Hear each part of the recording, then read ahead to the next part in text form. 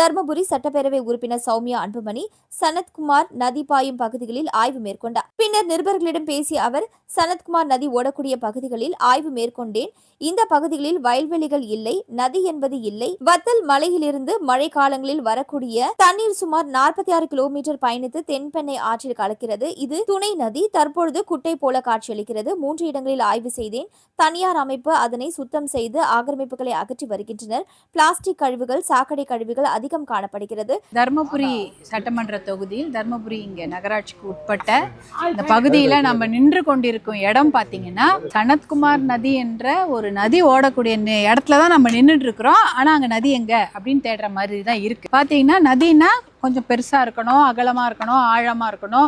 அதை சுற்றி வயல்வெளிகள் இருக்க வேண்டும், கரும்பு, நெல், விவசாயம் அதெல்லாம் செழித்து இருக்க வேண்டும். ஆனால் எதுவுமே இங்கே கிடையாது. ஏனென்றால் நதி என்பது இல்லை. எப்படி இல்லைன்னு பார்த்தீங்கன்னா, வத்தல் மலையிலேருந்து வரக்கூடிய மழை நீர், வெள்ள நீர் நிறைய ஓடி இந்த நதியில் கலந்து இந்த நதி கடைசியாக போய் பார்த்தீங்கன்னா தென்பெண்ணை ஆற்றுடைய துணை நதியாக போய் சேருது. அதுதான் இந்த சனத்குமார் நதியோட பிறப்பிடம். அது போய் முடிகிற இடம் பார்த்தீங்கன்னா தென்பெண்ணை ஆறுல போய் கலக்குது. துணை ஆறாக தான் இது இருக்குது.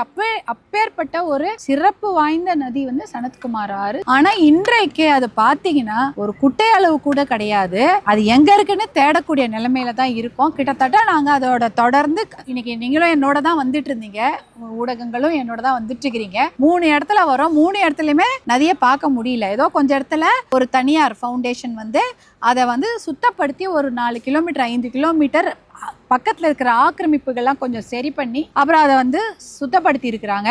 ஆனா டன் கணக்குல பிளாஸ்டிக் கழிவுகள் இங்க இருக்கு. இங்க நீங்க பார்க்கும்போதே தெரியும். பக்கெட்டு, துணி, அப்புறம் பார்த்தீங்கன்னா பிளாஸ்டிக் கவரு, நெகிழி பைகள், நெகிழி குப்பைகள் எல்லாமே இதில் இருக்குது. இன்னைக்கு இதை சுத்தம் பண்ணால் டன் கணக்கில் வெறும் பிளாஸ்டிக் கழிவு மட்டும் நம்ம எடுக்க முடியும். ஏன் அப்படி இருக்குது இந்த நதி அப்படின்னா, இது டவுனில் இருக்குது. ஏன் டவுனில் இருக்குன்னா, தர்மபுரி வளரக்கூடிய ஒரு டவுன், ஒரு நகராட்சி. அதில் கிட்டத்தட்ட 80,000 பேர் வசிக்கிறார்கள். 80,000 பேர் இங்கே தான் இருக்கிறாங்க. அவங்க உபயோகிக்கக்கூடிய அனைத்து தண்ணியா இருக்கட்டும், கழிவு நீரா இருக்கட்டும், எல்லாம் பாதாள சாக்கடையில போனா கூட அவங்க கொட்டக்கூடிய குப்பைகள் அனைத்தும் இந்த பகுதியில சேருது. தனியாகவே நகராட்சி என்ன பண்றாங்க, அதுக்கு 3 குப்பை கிடங்குகள் வச்சிருக்கிறாங்க.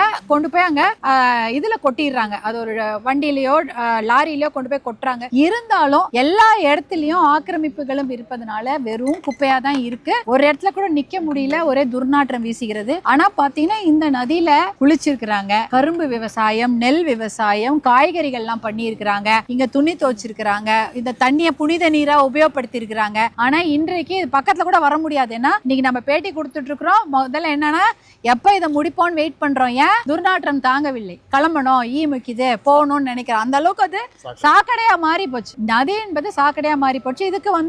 இதுக்கு முக்கியமா இது முதல்ல தூர்வாரி கிளீன் பண்ணி, முதல்ல குப்பையை அகற்றணும், அப்புறம் தூர்வாரணும், கரைகளை அகலப்படுத்தி அந்த என்க்ரோச்மெண்ட் எல்லாம் ஆக்கிரமிப்பு சரி பண்ணி அகலப்படுத்தி கரையை பலப்படுத்தி பக்கத்துல நீங்க ஒரு நடமாடக்கூடிய அளவுக்கு இந்த பகுதியை செய்துட்டாலே இந்த சனத்குமார் நதி சுத்தமாயிடும். இதுக்கு கிட்டத்தட்ட ஒரு 46 கிலோமீட்டர் இது வருது. நகராட்சிக்குள்ளே ஒரு 7-8 கிலோமீட்டர் 10 கிலோமீட்டர் வந்துட்டு இருக்குது. 46 கிலோமீட்டருக்கு இங்க பாத்தீங்கன்னா நகராட்சிக்குள்ளே இதுக்குள்ளேயே கிட்டத்தட்ட 8 செக் டேம் கட்டி இருக்கிறாங்க. 8 இப்ப செக் டேம் இருக்குது. 8 செக் டேம் இருக்கிறதுனால தான் தண்ணி ஏதோ வரக்கூடிய தண்ணி அதை சேமிச்சு வைக்குது. இன்னும் கூட நிறைய செக் டேம் கட்டினா வரக்கூடிய மழை தண்ணீர் அதை சேமிச்சு, காட்டாற்று வெள்ளமாக தண்ணீர் வந்த நதியா சனத்குமார் நதியில வெள்ளம் வந்த போது அப்படின்னு கதெல்லாம் சொல்றாங்களா. இன்னைக்கு தண்ணியே கிடையாது, நதியே இல்லை, தண்ணியும் இல்லை.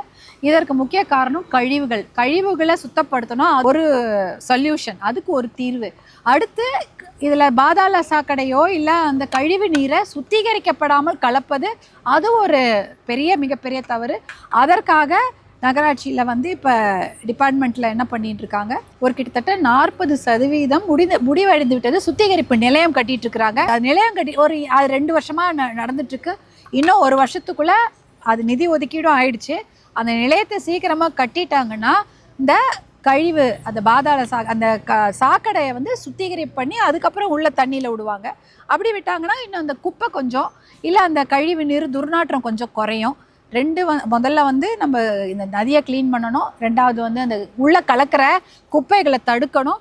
3வது கலக்கக்கூடிய கழிவு நீரை சுத்தப்படுத்தி கலக்கணும். இது ஒரு 3 தீர்வு. இது 3த்தையும் அட் அ டைம் ஒன்றோடு ஒன்று சேர்ந்து செய்யணும். இதை முடிச்சப்புறம் தான் அது அப்படின்னு பண்ண முடியாது. அதற்கான திட்டங்களை தான் செய்திருக்கிறாங்க. அரசாங்கத்தில் வந்து இப்போ இதுக்கு கொடுத்துருக்குறாங்க, இதை க்ளீன் பண்ணணும்னு. ஆனால் அதுக்கு இன்னும் நிதி ஒதுக்கீடு செய்யப்படலை. திட்டங்களை கொடுத்துருக்குறாங்க. இப்போதைக்கு என்னென்னா அதுக்கு நிதி ஒதுக்கீடு செய்யப்படாதது ஒரு குறை. அப்போ எப்படி பண்ணுறது அப்படின்றத பற்றி தான் நாங்கள் கலந்து ஆலோசிக்க இன்றைக்கி நகராட்சி நிர்வாகம், அதுக்கப்புறம் வந்து நீர்வளத்துறை எல்லாருமே இங்கே வந்திருக்கிறாங்க. அரசு அதிகாரிகளும் என்ஜிஓக்கள், ஆதி ஃபவுண்டேஷன் போன்ற என்ஜிஓக்கள் இருக்கிறாங்க.